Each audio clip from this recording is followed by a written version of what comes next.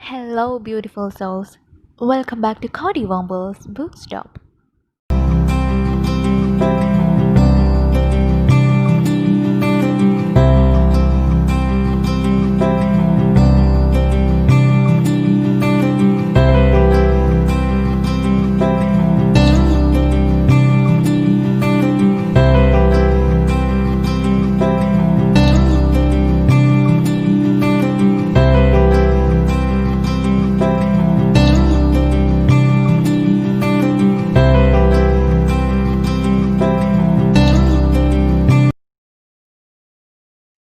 Today, I would like to begin our lecture series with a lecture on the most interesting poem by Terrance Hayes, which is American Sonnets for My Past and Future Assassin. Alright, before beginning this session, I would like to make it clear that this is an interactive one and you can post your suggestions, ideas, or corrections regarding the topic I'm discussing right now, so that I believe every advance towards learning is benefited mutually. Secondly, I prefer to hear from you regarding the topics that need to be discussed so that I can consider your preferences as well. Thirdly, since it's a lecture video, I'll be trying to simplify the concept so that you may not face any difficulties in comprehending the matter. Very well. So let's begin this new adventure with a challenging, stimulating, and spellbinding sonnet collection named American Sonnets from My Past and Future Assassin, written by the MacArthur Fellow Terrance Hayes. I would like to deal with a particular sonnet beginning with the line, I lock you in an American sonnet that is part prison from the collection, which is widely included in most of the university curriculum. So, I'm trying to give a critical appreciation of the poem, but regarding the challenging nature and virtuosity of the poem, I believe we terribly need some background information regarding this poet. That's why I'm planning to deal with this poem in two parts. In first part, I'm gonna give the profile of the poet along with some study on the evaluation of American sonnet and an introduction to his collection. In the second part, I would like to deal with the poem through a critical lens, explaining each and every words line by line. So I won't be possibly missing any details, and if I did, you can simply add in the comment section below. Fine, let's begin with the profile of Terrance Hayes. Basically, Terrance is an American poet and educator who published seven poetry collections. He is a National Book Award winner and recipient of MacArthur Fellowship. I think this won't do anything to know what kind of a person he actually is. So let's delve deep into his profile. Let's have a glimpse of his education and career. He was born in Columbia in South Carolina. He pursued graduation from Coker College and an MFA from University of Pittsburgh writing program. He was a professor of creative writing at Carnegie Mellon University until 2013. Then he joined the faculty at the University of Pittsburgh and currently he teaches at New York University. Now let's check out what are his major works. His first book of poetry is Muscular Music, which was published in 1999. This is a powerful collection which begged for immediate rereading and thought. In this book, Hayes uses several poems to explore the identity and shows how identity affect and is affected by one's interactions and relationships with others. This collection won both a Whiting Award and a Kate Tufts Discovery Award. His second collection, Hypologic, published in 2002, is full of poetic tributes to the likes of Paul Robeson, Big Bird, Balthus, and Mr. T, as well as poems based on the anagram principle of words within a word. And it tries to capture the nuances of contemporary male African American identity. This book has one of my favorite lines, which goes like this: Forgive this letter covered in paint. There are no rags around me. I can tell you where I am, but where I ain't. Well, we can't doubt his talent. Now, this book won the National Poetry Series and was a finalist for the Los Angeles Time Book Award. His third collection, Wind in a Box, published in 2006, portrays how traditions can be simultaneously appended and embraced. The struggle for freedom of the wind within containment of the box is the unifying motive, as Hayes explores how identity is shaped by race, heritage, and spirituality. Hayes says that the book's title plays on several ideas of freedom and structure. The wind is a metaphor for language and the breath that carries language. The box represents how language is shaped, how it is crafted and contained. His fourth collection is entitled Lighthead, which was published in 2010. Here, Hayes investigates how we construct experience with one foot firmly grounded in everyday and other hovering in the air. His poems braid dream and reality into a poetry or structure that is both dark and buoyant or ebullient or cheerful. He invented the golden shovel poetic form and made use of it in this collection. This is a form in which last word of each line forms a second pre-existing poem to which the poet is paying homage. The author portrays the lightheadedness of a mind trying to pull against gravity, and this work received National Book Award. How to Be Drawn, published in 2015, is his fifth poetry collection, which raises a tricky question. Does being drawn means to be made the object of a work of art, or does it mean to be pulled in to become a questing subject? Who is called to go further? And is art what draws us in, or what draws us, or both? Now, that's a complicated question, and I'm sure that this work is definitely going to amaze you given that Hayes himself is a painter and this deals with how we see and are seen. It takes on themes of racial individuality, social prejudices, and personal losses in everyday life. This collection was a finalist for several awards.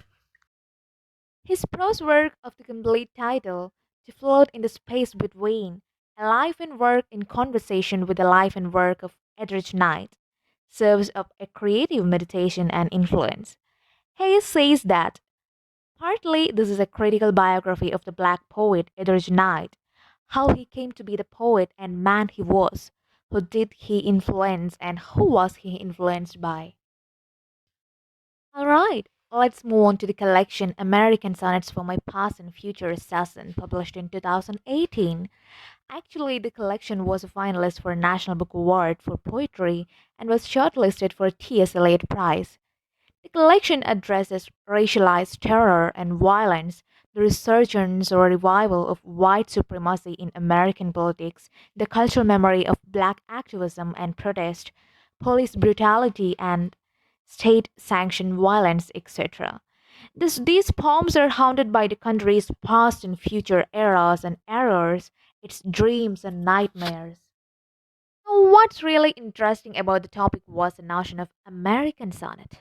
Why it is American sonnet? What is American about the sonnet? We know Petrarchan sonnets, Shakespearean sonnets, Spenserian sonnets, of course, but this one is very interesting.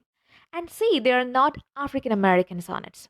Let's hear what's our poet's take on this aspect.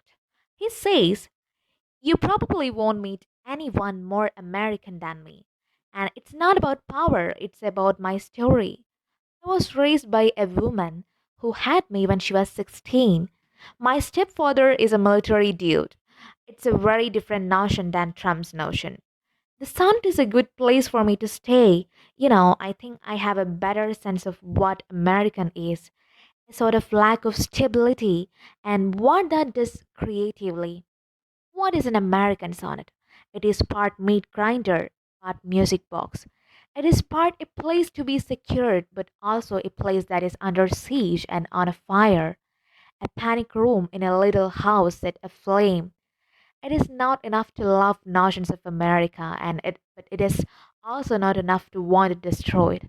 To be an extreme patriot, that's also not enough. The very peculiar thing about the work is its structure or form. It was influenced by Wendy Coleman's American Sonnet sequence of 1990s. He even offers American Sonnet for Wanda Coleman and elegy for this Los Angeles poet in How to Be Drawn. Coleman's influence drapes Hayes' American Sonnets, and the work encompasses 70 sonnets with same title. Well, that's something that really draws our attention because we have got a guy here who, with his verbal inventiveness, formal skill, and ingenuity and strong imagination, restricts all of the titles of his 70 poems into one mere line. Let's look whether this repeating title is really a door out to freedom or a trap to be confined. As I stated before, each sonnet bears the same title. Now, what does this mean? I am sure that he is a virtuoso and won't be in an extreme poverty to lack better 69 titles. But fascinatingly, this single title, this repetition, serves as a testament to the sustained focus and acts as a refrain to the whole section. I'm sure you might be knowing what a refrain is. It is a regularly recurring phrase or verse. Interestingly, this statement connects the whole series of poems so that one poem simultaneously precedes and succeeds another. The statement is also serving the purpose of the same questions. What is an American sonnet? Who is the assassin and why on earth are they trying to kill Terrance Hayes? We have different answers for the question. The repetition allows the title to take on new associations, to continually change the meaning. It's like every Sundays of the year. It bears the same name but are completely different. What you have done last Sunday won't be your target next Sunday. This title is the center of every answers, every manifestations of his sense of great conundrum that challenges his existence as a black. I believe we can move further without acknowledging the influence of Wanda Coleman on Hayes. Wanda Coleman was an American poet. She was known as the Latin American blues woman and an official poet laureate of Los Angeles. She published her magnum opus, American Sonnets, in 1994. Her works respond angrily to the plight of the city and is characterized by a sense of humor and a warm, forgiving community. She was sassy, funny, and wickedly sharp and wrote best poems about cars and their centrality to life in Los Angeles, California. Through the poems that Hayes has anthologized, the reader learns that Coleman was a black single mother who raised her two children and worked while living on the edge of poverty for many years. Her books present a cross section of inner city life, telling the stories of single mothers, pimps, drug addicts, and other people in desperate circumstances struggling to get by and to make something of their lives despite the dice that are loaded against them. In Wanda's introduction to her chapbook Greatest Hits 1966 to 2003, she wrote, eager to make my mark on the literary landscape, I got busy finding the mentors who would teach me in lieu of the college education I could not afford. As a result, I have developed a style composed of styles, sometimes waxing traditional, harking to the neo-formalist, but most of my poems are written in a sometimes frenetic, sometimes lyrical free verse, dotted with literary, musical, and cinematic allusions, accented with smatterings of German, Latin, Spanish, and Yiddish and neologisms, and rife with various cants and jargons as they capture my interest, from the corporate round tables to the streets. Now, this justifies her evolution into one of the widely read poets nowadays. Now, let's have a look at what Terrence had about her. He says, I have taught her poetry to my students for nearly all of my career. One of my oldest writing exercises asked poets to devise their own American sonnet after looking at Wanda's American sonnets. Eventually, I tried the exercise myself. I sent my first attempt a poem entitled American Sonnet for Wanda C. from How to Be Drawn to Wanda a year or so before her death in 2013. I was imitating Wanda for years before meeting her. The thing no one knows blues in Hip Logic, my second collection, is a direct note to her poem, Things No One Knows in But Water Wine. Yes, she let her guard down when she saw I was a fan. We became friends. I would never say close friends. We were close poets. Our letters and exchanges concerned nothing but poetry. Her passion for poetry made her sharp, warm, honest. Naturally, I loved her. In an interview, Wanda answers what is actually her American sonnet.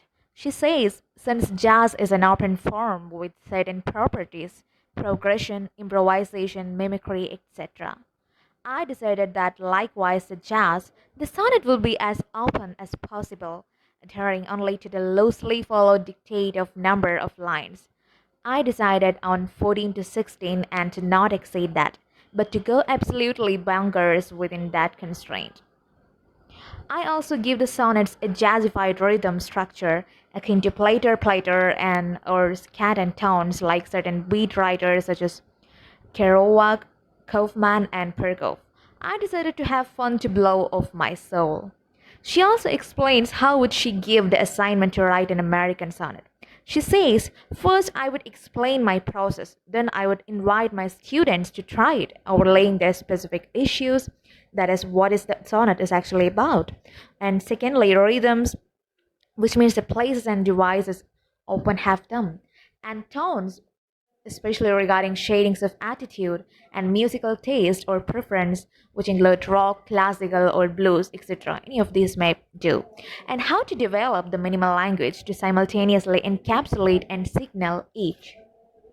All right, I think the idea of Wanda's sonnet is conveyed now. Let's look at who are the major practitioners of American sonnet who willfully added their personal touch to the poem. We have obviously Wendy Coleman, who is famous for her American sonnets. Secondly, Gerald Stern, who is renowned for the work American Sonnets poem. Next, we have Ted Berrigan, who wrote sonnets. Again, we have Karen Wolkman, who is famous for Nomina sonnets. Then Billy Collins, who wrote American sonnets. And of course, Terrance Hayes, who used the form in American sonnets for my past and future assassin. Fine, we had a take on Wanda's American sonnet, but we don't know what Hayes' sonnet actually looked like. His American sonnets are free verse, but they maintain the line structure of a traditional sonnet. While not in iambic pentameter, Hayes plays with rhythm and punctuation, his verse clipping along at an intense pace. Hayes borrows Coleman's term framing political anger and despair with classic metaphors of affection. The love becomes a protest poem, at times one and the same. The act of repurposing the sonnet is itself a political one, a claim that Hayes' narrative belongs in the canon's most rigid form. Hayes' American sonnets are free verse, but they maintain the line structure of a traditional sonnet. Here we have 75 14-liners, each titled American Sonnets for My Past and Future Assassin plus 5 sonnet index poems. Hayes composes these latter poems entirely out of first lines from his own book, an achievement that confirms the poet's formal virtuosity. While not in iambic pentameter, Hayes plays with rhythm and punctuation, his words clipping along at an intense pace. And he interestingly uses classic metaphors of affection, and the love poem thus becomes a protest poem and vice versa. This verbal ambiguity, rule breaking, bastardizing, resistance, contradiction, irregularness, pain, joy, life, death, and pursuits define the American sonnet. The act of repurposing the sonnet is itself a political one. Moreover, it rules as a claim that Hayes' narrative belongs in the canon's most rigid form. Hayes says that what I have been doing lately is talking about Wanda Coleman. I had been writing these American sonnets over many years and trying to put it on the table as a writerly response to where the sonnet came from, next to the political or social response, which is Trump. There's a third rung in that I had also just ended a marriage. That fall in 2016 was my fall in New York. Now let's delve into his work, American Sonnets for My Past and Future Assassin. The collection is a powerful examination of race, politics, and masculinity. The book is described by New Yorker as a diary of survival during a period when black men are in constant danger. He says the collection happened as a poetic practice. As part of my daily writing practice, I wanted to write poems of a shorter length. I had been writing long poems, so this was a way to compress some of that literary expansiveness. I felt like a good little box for holding a lot of different feelings about recent elections, the aftermath of elections, and also the passing of poet Wanda Coleman, who had been writing these types of American sonnets herself. All of these things sort of happened at the same time, and I began trying to write on that spirit. Assassin of the title takes many shapes. Stingberg, the gang that lynched Emmett Till, a bunch of white girls posing for selfies, Donald Trump, and unsettlingly, Hayes' own reflection. Taken together, Hayes' illusion begged the question, who is his assassin? Between his father, waiters, Trump, and so many others, Hayes' assassin is a shapeshifter. Sometimes when Hayes writes conversationally, just like his lines, I ain't mad at you, assassin, that is, the antagonist becomes the reader herself. Ultimately, Hayes' assassin is not one person, one thing, but again the collection's compendium of ghosts. Hayes' assassin is America herself, her history, her hate, her culture, her love, her past, present, and future zeitgeist. Trump is a palpable undercurrent throughout the book, and occasionally Hayes addresses the president directly, calling him Mr. Trumpet. See the lines? You ain't allowed to deride women when you have never wept in front of a woman that wasn't your mother. America's struggle with itself has always had people like me at the heart of it. You can grasp your own hustle, your blackness. You can grasp your own pussy, your black pussy dies for touch. These poems were written after the election of 2016, and he says that something happens everywhere in this country, every day. Someone is praying, someone is praying. The work condemns the hatred of not only Trump and those who share his beliefs, but speaks to the oppression that has always been a part of American history. Part of this discussion is read in his lines as such. He says, I carry money bearing the face of my assassins. I think you got it. Let's analyze his writing style. Edna St. Vincent Millay says, I will put chaos into 14 lines. Now, this prose sonnet is an ideal form for containing rage and chaos. The evident anger and need for freedom in Hayes' prison creates a conflict that is electric and at times shocking. We can see how Hayes, who is also a painter, seems to be trying to perfectly capture what an American sonnet for my past and future assassin is.